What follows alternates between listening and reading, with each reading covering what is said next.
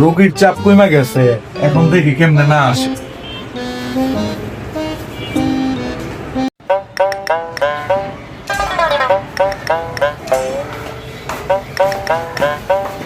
ডাক্তারের ভিজিট 200, কাজ না হলে 1000 ফেরত। মামা চল আজকে ডাক্তারে কোন দিয়ে আসি। ডাক্তার সাহেব, আমার মুখে তো রুচি নাই, রুচি ওঠার জন্য কি ওষুধ খাওয়া যায়? দাঁড়ান দেখতেছি। অ্যাসিস্ট্যান্ট 22 নাম্বার বড়িটা দাও তো। হ্যাঁ, এখন হা করেন আপনি। তিতা জঘন্য। তো আপনার রুচি ফিরে আসছে, এখন টাকা দেন, টাকা দেন। ইস, ধরা খাই গেলাম। নেন আপনার টাকা। ঠিক আছে, ধন্যবাদ, আবার আসবেন। তো ডাক্তার 200 টাকা শোনা দিচ্ছে, এবার আজকে ডাক্তার 1000 টাকা শোনা দিচ্ছে। ডাক্তার সাহেব, আমার স্মৃতিশক্তি তো চলে গেছে, কিছু মনে থাকে না। এটা তো বড় একটা জটিল একটা অসুখ। ঠিক আছে, দেখতেছি কি করা যায়। অ্যাসিস্ট্যান্ট 22 নম্বর ওষুধটা দাও তো। না না না, ওই ওষুধ তো অনেক চিন্তা, ওই ওষুধ খাবো না আমি, জঘন্য।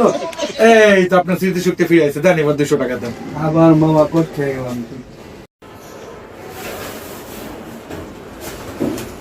বাবা আজকে তো 200 টাকা শোনা খেয়ে গেলাম। ঠিক আছে, আবার আসবেন। আসলে ধন্যবাদ। আজকেও ভালো ভালো রুগী পাইলাম, এরকম প্রতিদিন যদি রুগী বেশি আসে তাহলে তো ইনকাম তো ভালোই হইব। ঠিক আছে, দেখি সামনে আবার কি হয়। পরপর 2 দিন ডাক্তারের শোনা খেয়ে গেলাম, আজকে ডাক্তারের শোনা দিয়ে আসুন। আজকে তো ডাক্তারের ভাই জিততে হইব, আজকে আমরা কোনো মন ধরে অভিনয় আমার ধর। ঠিক আছে, আচ্ছা।